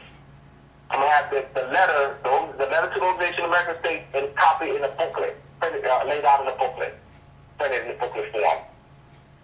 And in the letter, I mentioned Drew Ali going to the Pan American Conference. So I tie myself to Drew Ali.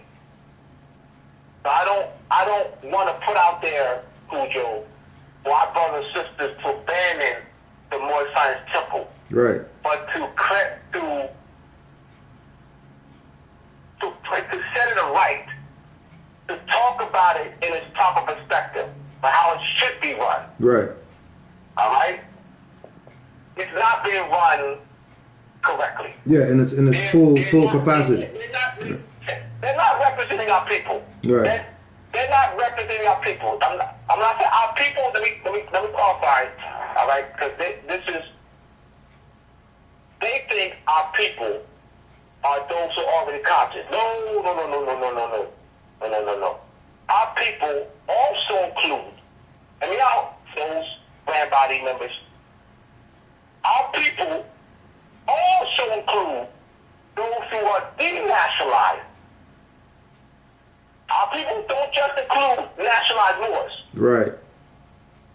Our people include those who are currently classified as black, Negro, colored, Latino, Spanish, Puerto Indian, West Indian.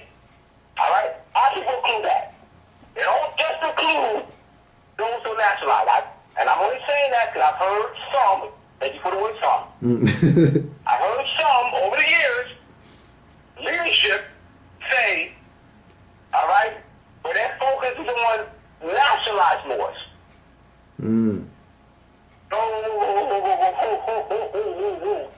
In fact, back in the summer, Cujo, a brother called me. He said, man, I'm talking about that their brothers who listen to me in college in the prison. And he asked me, he said, I'm calling, to reach out to you. I like to work with you. He says, I've been, going out there, I've been reaching out to Moors in the prison. I said, whoa, let me stop you, brother. Hold on, because you said you want to work with me. Now, I need to know what you mean by Moors. When you say you've been reaching out to Moors in the prison, I need to know what you mean by Moors. You say, oh yeah, those are nationalized. All right, brother, all right. Right. Let me tell you what I mean by Moors, brother. So you already told me what you mean by Moors. Let me tell you what I mean by Moors. If I'm reaching out, those to Moors in prison, that's Moors classified as black, Negro, colored, African American, Spanish, Latino, Puerto Rican, all right? So what you mean by Moors is those who are currently nationalized. I said, brother, now, you want to work together, all right? We can work together, but I'm talking about, that's who I reach out to. Right. I don't have this nationalized Moor only. I've never had that. I don't know what it means to think like that. Right. I've never thought like that. So I don't know what it means to think like that. I've never thought like that. Todd Civic Day did not teach me to think like that. I've never thought like that. When Taj and I sent lesson book number 1 and lesson book number 14 to the prisoners, I sent the Moorish civil letter. The Moorish civil letter started out not as a website or newspaper, started as a newsletter in 1995. I going through brothers and sisters. I got over 200 letters from Moors, those who were nationalized, Moors who were not nationalized. In fact, those who were nationalized, who received the newsletter, they started classes. Okay? I'll tell you, Cujo. Here's power literature. I'm showing y'all, I'm demonstrating to y'all the power literature. I got over 200 letters from brothers in prison in Michigan area, Wisconsin, upper state Pennsylvania, right? They took, when we put out the paper, our Black and Star in 2002, we sent papers to the prison, books. They wrote back stating that how they were using the literature to start classes. So what literature does, more than masonry, what literature will do, it will give people an opportunity to start classes. Right. To write their own book.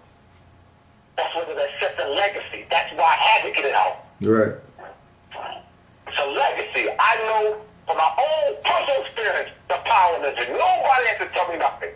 No one has to convince me about the power of literature. I know from my own personal experience the power of literature, the effect that it can have. That's why I spend time writing. Mm-hmm. So we can reach you. I can reach more people. What I said to you, I'm going to have it on ebook. Most mainstream will be ebook because it's the PDF. The PDF file is the file that Josh laid out. Yeah. So he's going to put that. It's already in a PDF file. He puts it up, upload it on the website, and people can get it in 5-10 minutes. Right. Islam. All right. So I want to thank you, brother, for this opportunity. Thank you. I'm looking forward to coming back again. Most definite. And oh yeah, we're gonna work on that thing to get that box too. So just let me know. Keep me posted with the shipping thing, and we'll get that taken care of. You know what I have to take? What I'm gonna do is just take 10 books and put it in the box, and then tell them can they weigh it. Right. And tell them where it's gonna go. You know? Right. Yeah, just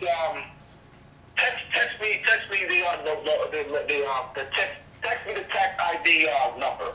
All right. But that's what it is. Yeah. But they call what they for those because I don't speak in gibberish. I don't want Yeah. those who are they call it an address. Yeah. That's tax ID. That's for tax information. Mm-hmm. All right. Right. Yeah, because they'll fall from tax logs. Yeah. Now it doesn't. All right. Yeah, might as well explain it. Let me explain it. When people call an address, does not denote a location, not your location. That's for tax purposes. Tax law. That does not have nothing to do with the location is this. Longitude, latitude, that's location. That's location. If you say, well, I'm located at 5829 South Brookwick Road. No, that's not a location. Your location, you go to your GPS. To get to location, let's talk factual. That's factual. To get to your location, you go to the GPS, go to your website, and get your longitude, latitude line. And then you indicate to Cujo based on that'll be your location. Right. Yeah, the document left is how they gain the jurisdiction because what? They're using tax identification information, all right? And they're telling us there's a location. Right. You have to use astronomy for location. That's location determined astronomically. That never changed. That never changed. Islam to that. Oh yeah, and next week I'm supposed to be in Virginia next week. So I think Settenra's supposed to be there. Settenra's supposed to be there. So maybe you could just give him the 10 and then we could just do the donate button and do it that way. All right, let me not do that. No, I won't give him the 10. Yeah, we'll probably just it'll probably be easier. Yeah, it'll probably be easier that way. Now you're not gonna have any issues getting them back, right? No, I shouldn't. I mean, you know, whatever. If I do have an issue, I think it'll be cheaper than doing it via U.S. Postal Service. I'll give him a 10. But yeah, we'll check. You can still check you can still check and see what it is, because you know if it ends up being if it ends up being equal to whatever duty might be, then it'll probably be easier just to do it that way. All right, no problem. All right. Well, thank you again, Moore. We'll be in touch. Are you welcome? Thank you. All right. All right. Peace. Peace. Well, there you go. There you go. It's very interesting how time flies when you're having fun.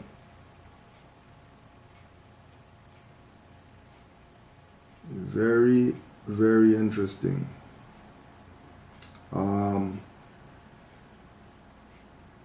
Don't forget colored questions. Don't forget, no colored questions. Right? Think before you ask their questions. 9:30 p.m. For everybody who's in attendance, spread the word, get the word out. 9:30 p.m. Blog Talk Radio tonight. MHHS, Eyes Wide Open. Call in number 319-527-6751. 319-527-6751. Tonight, Blog Talk Radio. Tomorrow night, 7:30, Blog Talk Radio. Sunday, 1 p.m., we're going to be right here again for a class at the temple. And again, for people who got questions, Canaanland Guide, CANAANLAND,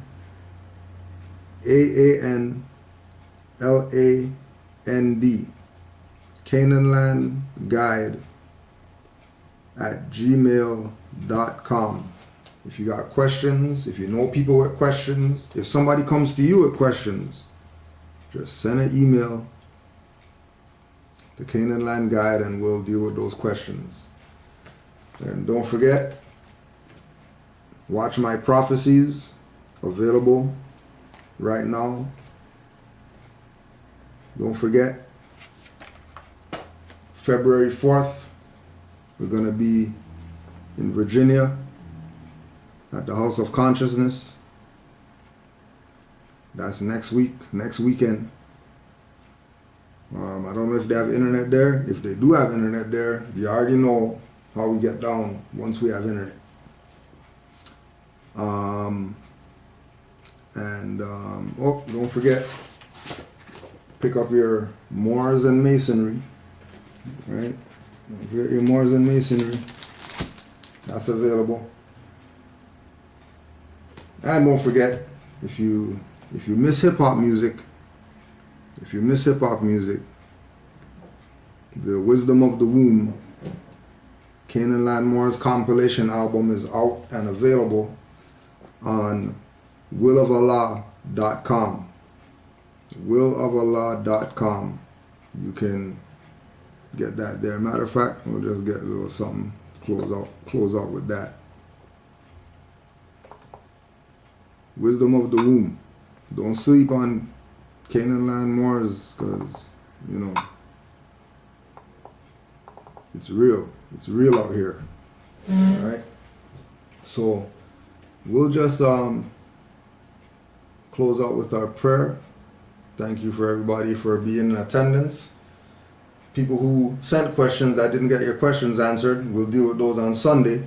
And for people who are in Canaanland, don't forget, we're going to be at the Book Expo, the Melanin Book Expo on Saturday at the Jamaican Canadian Association. And for info, contact CanaanlandGuide@gmail.com. 5 on the left, 2 on the right. Allah, the Father of the universe, Father of love, truth, peace, freedom, and justice. Allah is my protector, my guide, and my salvation by night and by day, through his holy prophet, Noble Drew Ali. Islam. And we're closing out with Wisdom of the Womb, Peace Freedom Disc. And the song that we're gonna close out with is Blood and Bones, because we're Moorish that deep.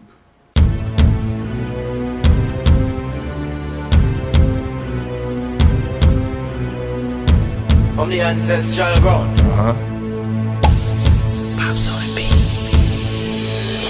I'm a gremlin, I'm a ghoul, I'm a monster.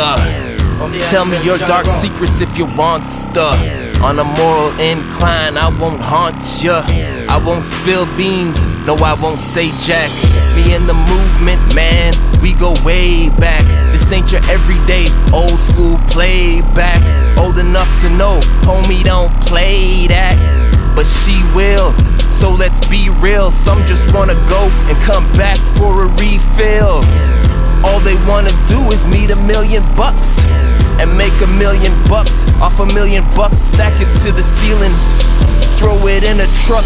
I peel off all leaf, no trash, light it up, invoke all smoke, no gas. And whose Blues Clues said hope don't last? I'm in the heart of Al-Marak, eating Japanese. My appetite's on overdrive, past the peas, but past the please. If you don't mind, I'd rather not opine over spirits that may or may not live inside a bovine to dance along a clothesline. They will never leave us, no, they'll never go. The words of ancestors, all written down in stone. They will never leave us, no, they'll never go. The words of ancestors, in our blood and bones. They'll never leave us, they'll never go. The words of ancestors, all written down in stone. No, they'll never leave us, they will never go. The words of ancestors, in our blood and bones. Out of stone, blood and bone, genetically bred for war, embedded deep in my chromosomes. Demons dashing fear, phoenixes raiding our homes. Warfield marshal instills martial law. Muslims chant martial law. Mau blood in my veins. I'm still freeing the minds of those once shackled on their brains. Get the women and children to safety before I board the last train. Town ablaze, master never got the last laugh. Simple and plain. Naya Bingi's soul burns bright. As a human being, I'm entitled to my birthright. Oppressors have to perish. Snipers focus your sight. Like Malcolm in the window. For my people, I stand and fight. Simon Phoenix here is signing out. Good night. Going back underground plane is just gonna take flight. High status supreme is what my name reads. Joint Chiefs of Staff, and I'm a Charlie breed. Charlie breed. They will never leave us, no, they'll never go. The words of ancestors, all written down in stone. They will never leave us, no, they'll never go. The words of ancestors, in our blood and bones. Yo, I be the light, bring sight to the door. Lord of Morocco, lightening the torch on the island of the turtle. I declare my nationality. Lord Lucifer, Royal Kal-El. That is apocalypse now. What? Your show's over. Play Shakta. I'm an appropriate persona. Moorish American for the record. Spawn in Atlantis, Amexem, Northwest Gates. You hear me? Ain't no misspake, but a birthright. A day and night. Bey Ali should be studying. Nobles Raleigh the prophet, or stay in deficit, indefinite. Circle seal, 7 deal, wavy store, spangled banner while I raise the real. Stand on your square, not a sphere or a pill, cause you might get tripped out of shape, needing pills for bill. Cause you can't swim. Flows got gallons from my nation's not a challenge that I can't win. Call me cause I'm all in. Yeah, we fallin'. Yo. They will never leave us, no, they'll never go. The words of ancestors, all written down in stone. They will never leave us, no, they'll never go. The words of ancestors, in our blood and bones. They'll never leave us, they'll never go. The words of ancestors, all written down in stone. No, they'll never leave us, they will never go. The words of ancestors, in our blood and bones. Who them a step on from Far East to West, man? Matriarch age, me naughty, we a conceal the weapon. Hold faith and get strong, them a on streets for the next one. We engrave the masters, them a lock into the next one. Up next for the takeover, angels and the ancestors, invoke them and the breaks over. Raise up and the thing local, talk up when you think sober. Put in for the dark days and the sun rays, it's vocal, my point to the vocal. Blood and bone, lava brimstone. Still they could never get us down. We meant to be around, thanks and praises alone. This is a warrior sound, called from ancestral ground. And we will never hold back, it's just an old fact.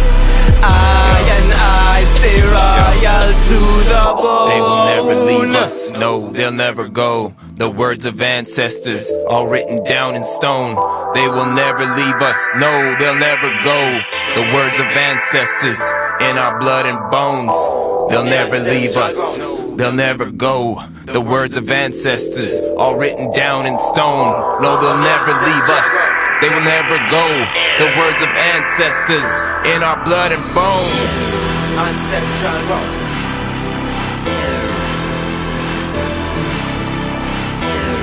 Ancestral ground.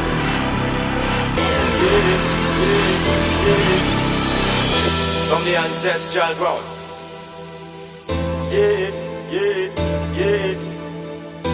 From the ancestral ground.